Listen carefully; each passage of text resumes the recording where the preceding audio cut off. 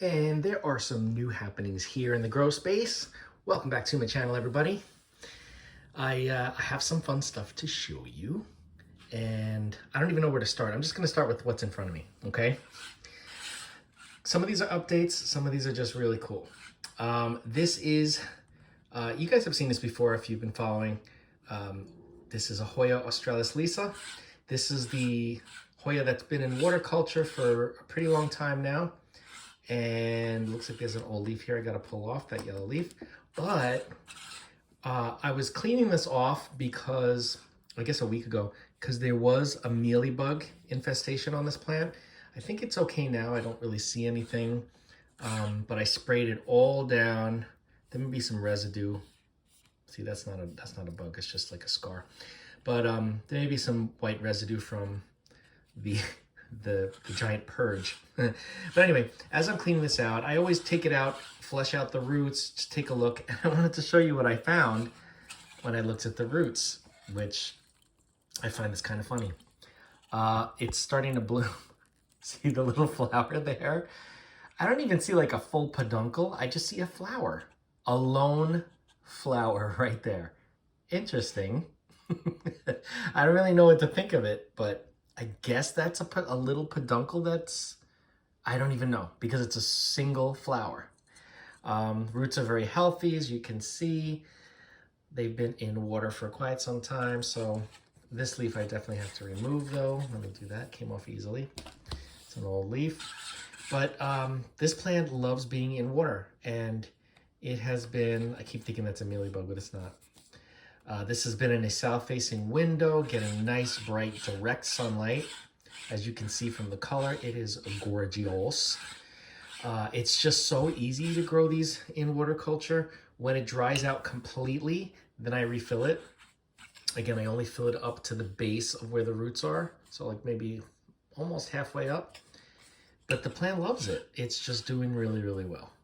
And I can't get over the variegation on Australis Lisa is really, really interesting. It just looks like it's different shades of paint, like somebody painted this leaf, each leaf. Really cool, right? Anyway, water culture is possible with Hoya. Okay, so that's the first one. The second one I'll show you, this has been in lava rock. This is a succulent. This is Graptopedum Paraguayans. And this is also in a south-facing window, so you can see it's starting to color up now because the sun is actually coming through the window now that the season's changing. And it is just sturdy, happy, healthy, beautiful. The leaves are very, very strong. And you want to see the root system? I'll show you the root system.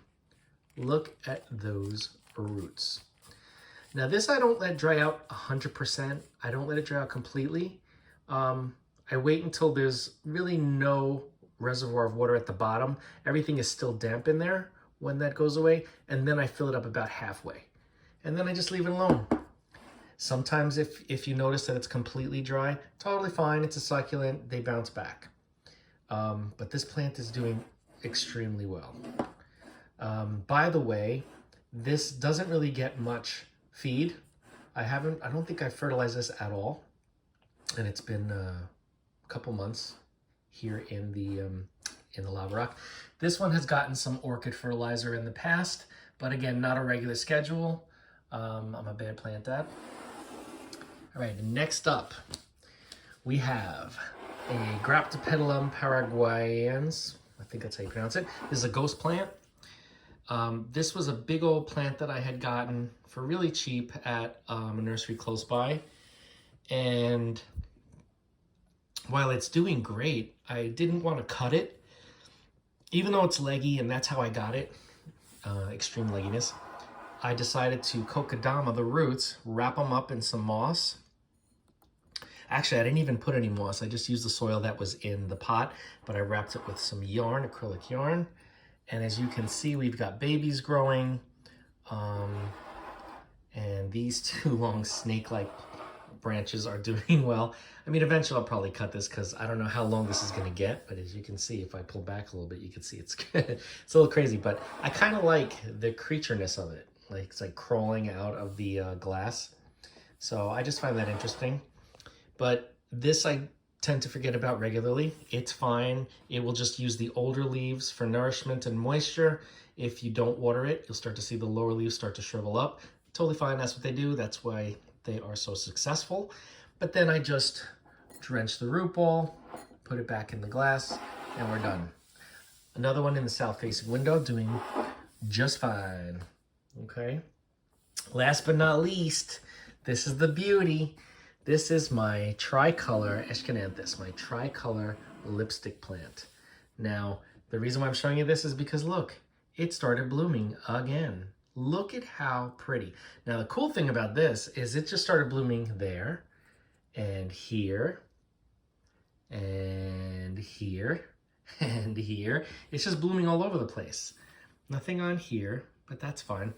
But look at that. How cool is that? It's really pretty. This lipstick plant is in lava rock.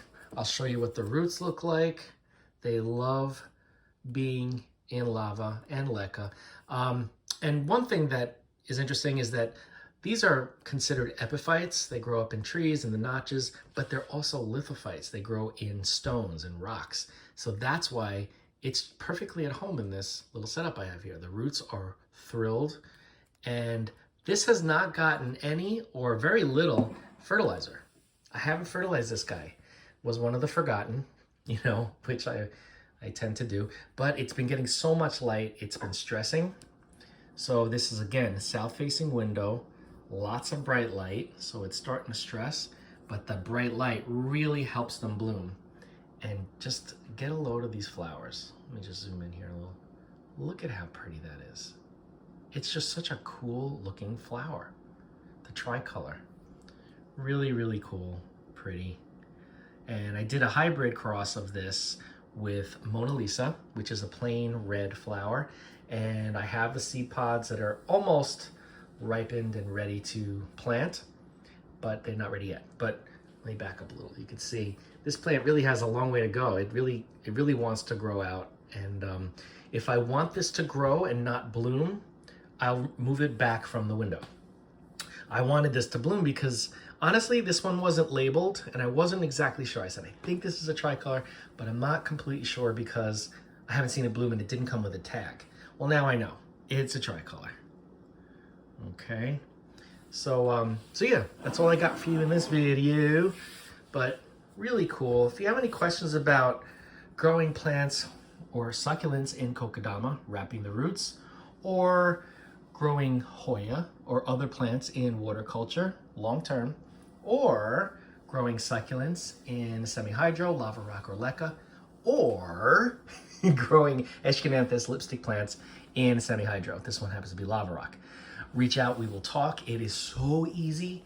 I forget about these guys and they don't mind at all. It's just so much easier than growing, for me, than growing in soil. It really is just so much easier. So reach out, we'll talk. But anyway, don't forget to like, comment, share this video, and subscribe. Hit that bell if you want to be notified, and I will see you in the next video.